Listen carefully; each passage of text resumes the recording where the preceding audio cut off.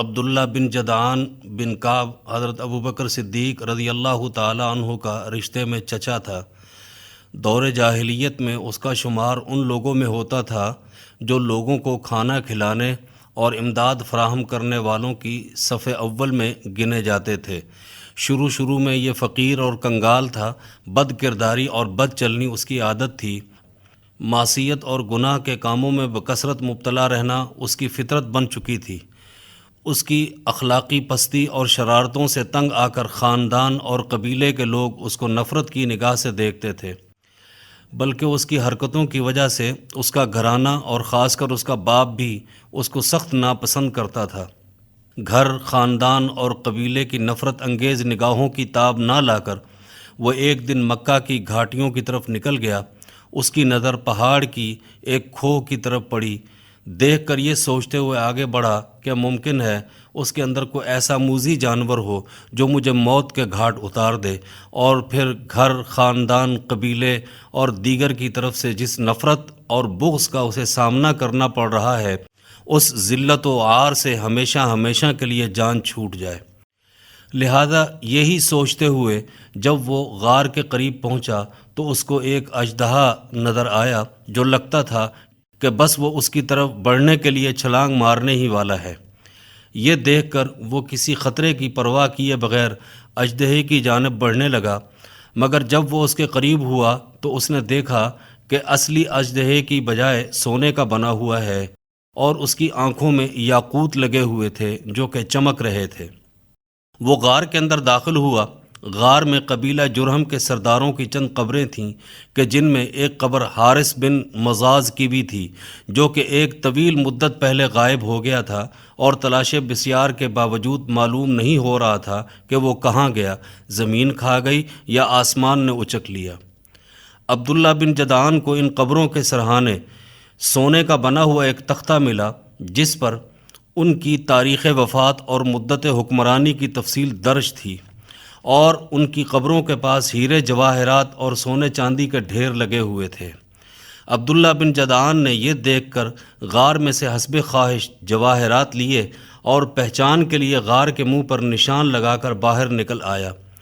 جب وہ وہاں سے لوٹ کر اپنی قوم کے پاس آیا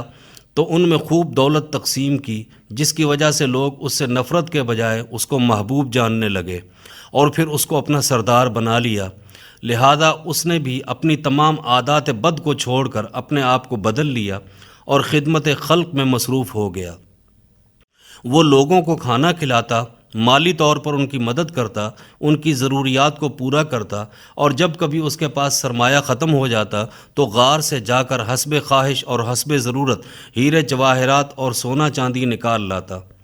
لوگوں کو کھانے میں کھجور اور ستو دیتا اور پینے کے لیے دودھ کا بندوبست کرتا۔ عبداللہ بن جدعان نے ملک شام کی طرف 2000 اونٹ بھیجے کہ جن پر گیہوں، شہد، گھی وغیرہ لاد کر لایا جا سکے، اور بعد ازاں ایک منادی کرنے والے کی اس نے یہ ذمہ داری لگا دی کہ وہ ہر رات خانہ کعبہ کی چھت پر چڑھ کر لوگوں میں کھانے کے لیے دعوت عام کا اعلان کرے۔ چنانچہ ہر رات منادی کرنے والا اعلان کرتا، یا عباد اللہ ہلموا الی جفنۃ ابن جدعان، اے اللہ کے بندو ابن جدعان کی دیگ کی طرف آؤ، یعنی اس کی دعوت طعام کو قبول کرو۔ صحیح مسلم کی شرح میں عبداللہ بن جدعان کی دیگ کے متعلق لکھا گیا ہے کہ ابن قتیبہ کہتے ہیں، کانت جفنۃ طعامہ یأکل منہا الراکب علی بعیرہ۔ عبداللہ بن جدعان کی دعوت طعام والی دیگ اس قدر بڑی تھی کہ اس سے اونٹ سوار سواری کی پیٹھ پر بیٹھا ہوا ہی کھانا لے کر کھا لیتا تھا اور اس کو اترنا نہیں پڑتا تھا۔ البدایہ والنہایہ فی غریب الحدیث میں ایک حدیث آئی ہے کہ جس میں رسول اکرم صلی اللہ علیہ وسلم فرماتے ہیں، کنت استظل بظل جفنۃ عبداللہ بن جدعان، میں عبداللہ بن جدعان کی دیگ کی چھاؤں میں سایہ حاصل کرتا تھا۔ اور یہ بھی کہا جاتا ہے کہ اس دیگ سے کھانا نکالنے کے لیے سیڑھی کی مدد لی جاتی تھی۔ یروی انہ کان یرقی الیہا بسلم،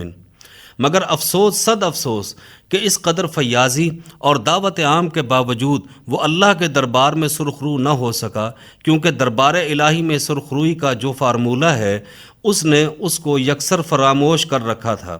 صحیح مسلم میں ام المؤمنین حضرت عائشہ رضی اللہ تعالیٰ عنہ سے مروی ہے، قلت یا رسول اللہ ابن جدعان کان فی الجاہلیت یصل الرحم ویطعم المسکین فہل ذاک نافعہ،